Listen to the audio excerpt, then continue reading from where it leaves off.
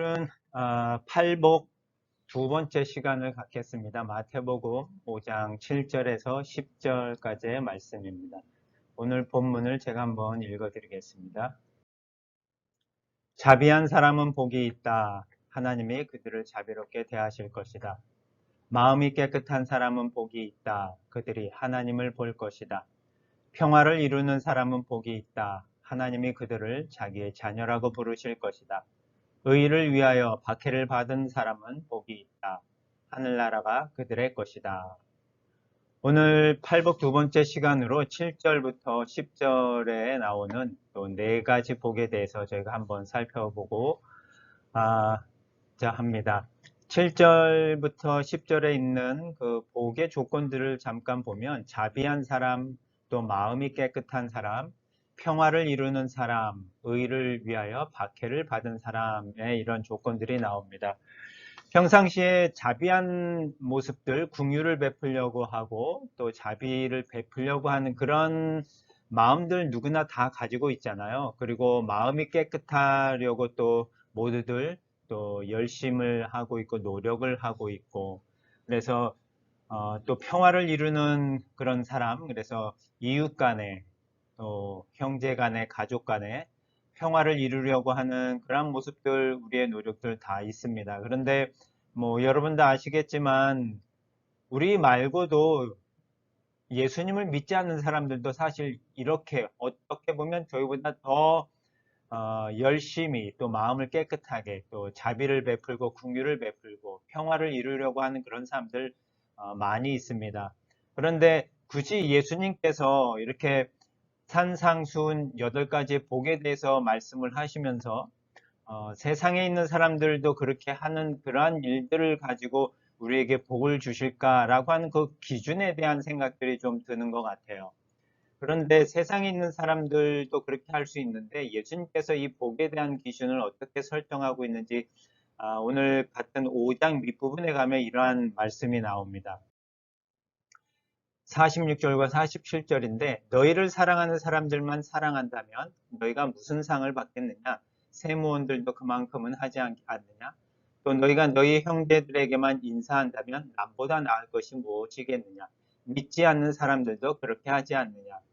예수님께서 복에 대한 이 말씀을 하시면서 나름대로 예수님의 기준이 있으신 것 같아요.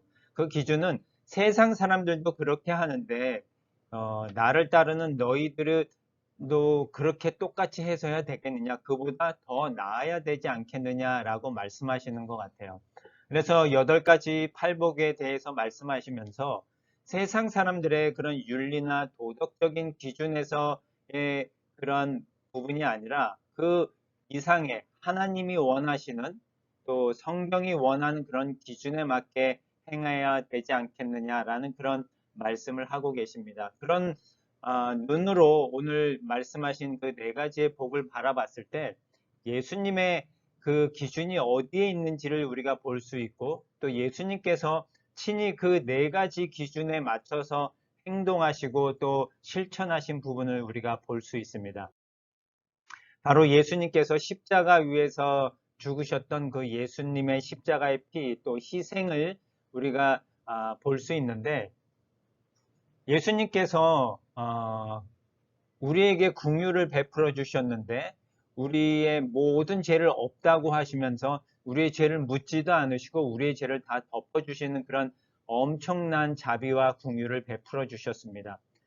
우리 주변에 누군가가 나에게 죄를 지었거나 잘못을 했거나 하면 사실 그것이 마음속에 깊이 남고 생각이 되고 그게 걸려서 계속해서 그것에 대해서 얘기하거나 마음에 남아있는 게 우리의 모습인데, 예수님께서는 우리의 그런 죄를 없다고 하시고 또 그 죄를 묻지도 않으시고 기억도 아니하시고 다 덮어주시는 그런 놀라운 자비의 모습을 베풀어 주십니다. 그리고 마음의 청결 부분에 있어서 항상 우리도 마음을 어떻게 깨끗하게 가져갈까라는 부분들에 대해서 생각을 하고 있는데, 예수님께서 예수의 피가 우리를 모든 죄에서 깨끗하게 해 주셨다라고 요한일서 1장 7절에 말씀을 하고 있습니다. 우리의 죄를 깨끗하게 해 주셨는데 그것은 우리의 마음을 깨끗하게 해 주셨다라는 것입니다. 이 깨끗하게 해 주셨다라는 부분은 뭐 우리가 옷을 빨래하듯이 세탁을 하듯이 깨끗게 하였다라는 그런 수준의 차원이 아니라 여러분 수술실이 있잖아요. 그 수술실에서 그 완전히 멸균하는 것 같은 100%의 그런 차원의 깨끗함입니다. 다른 말로 하면 정결함이라고 할 수 있습니다. 우리를 모든 죄에서 완전하게 정결하게 해주신 그 예수님의 피가 우리를 이렇게 정결케 또 우리의 마음을 청결하게 해주셨다라는 그런 실천을 예수님께서 보여주고 계십니다. 그리고 예수님께서는 하나님과 우리 사이에 막힌 담을 허시고 우리 하나님과 우리를 화목하게 하신 그런 화평케 하시고 평화를 이루시는 그 놀라운 역할도 예수님께서 하셨습니다. 또한 예수님께서는 사람들의 그런 핍박을 받으시면서 종국에는 십자가에서 달려 돌아가시는 그런 핍박까지도 당하셨는데 지난주에도 살펴봤지만 이 예수님이 다루신 이 복의 가장 중요한 키는 의라고 하는 것입니다. 하나님 앞에서 우리가 어떻게 하나님 자녀답게 올바로 살아갈 수 있는지가 가장 중요한데 세상의 기준인 윤리나 도덕에 맞춰서 살아가는 것이 아니라 윤리나 도덕적으로 자비하고 마음이 깨끗하고 뭐 화평을 이루고 그러한 수준의 것이 아니라 하나님이 바라보는 수준에서 하나님의 바라보는 자녀답게 어떻게 살아갈 수 있느냐 하는 부분인데 사실 우리의 힘으로는 도저히 그렇게 의를 이룰 수도 없고 의를 살 수도 없습니다. 우리는 마음이 가난한 죄인들이기 때문에 의를 얻을 수가 없는데 예수님께서 그 십자가의 피 값으로 의를 사셔서 우리에게 주셨어요. 그래서 우리가 거저 그 의를 받았고 그 예수님께서 이루신 긍휼하심 또 우리를 정결케 하심 화평케 하심 의의 핍박을 받으심을 친히 몸소 보여주심으로 우리가 그 예수님을 따라갈 수 있게 되었습니다. 그래서 가장 중요한 부분은 우리가 예수님의 이러한 모습을 실천을 따라가는 것이 중요합니다. 근데 예수님을 따라가기 위해서는 예수님께서 두 가지 조건을 거셨어요. 마태복음 16장 24절에 보면 누구든지 나를 따라오려거든 예수님께서 언급하신 팔복에 있는 그러한 복의 조건들을 이루어가는 상태가 되기 위해서는 자기를 부인하고 제 십자가를 지고 따라오라고 하셨습니다. 자기를 부인하고 제 십자가를 지고 따라가는 것이 어떤 의미일까라는 부분을 한번 생각해 봤으면 좋겠습니다. 자기를 부인한다라는 것은 예수님께서 십자가에 달리시기 전에 겟세마네 동산에서 기도하실 때 내 뜻대로 마시고 아버지의 뜻대로 하십시오라고 하면서 기도하는 모습을 볼 수 있습니다. 자기를 부인한다는 건요. 나는 없어지고 그 자리에 하나님께서 주인이 되신다라는 그런 뜻입니다.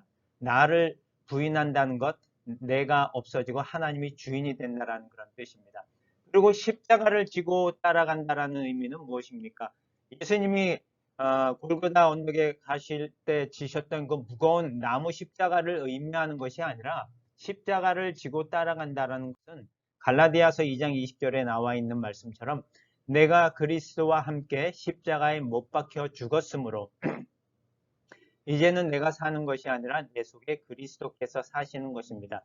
십자가를 진다라는 것은 십자가에 못 박혀 예수님처럼 죽어야 한다라는 그런 뜻입니다.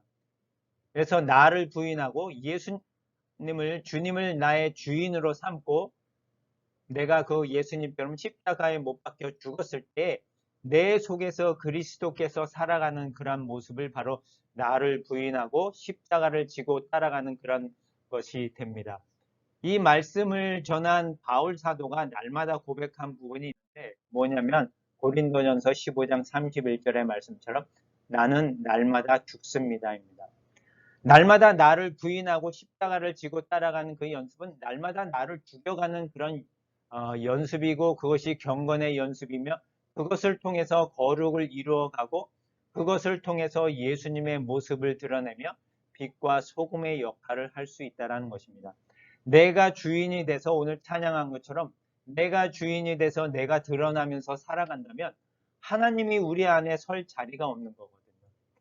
그래서 날마다 나를 죽이고 나를 부인하며 나의 십자가를 지고 따라가는 그 연습을 할 때에 예수님께서 말씀하시는 그 산상수훈의 그 복의 조건들을 우리가 이루어가면서 또 살아갈 수 있을 줄 믿습니다. 바울 사도의 이 고백처럼 날마다 나를 죽여가는 그런 경건의 연습을 하면서 살아가는 저와 여러분이 다 되기를 소망합니다. 기도하겠습니다.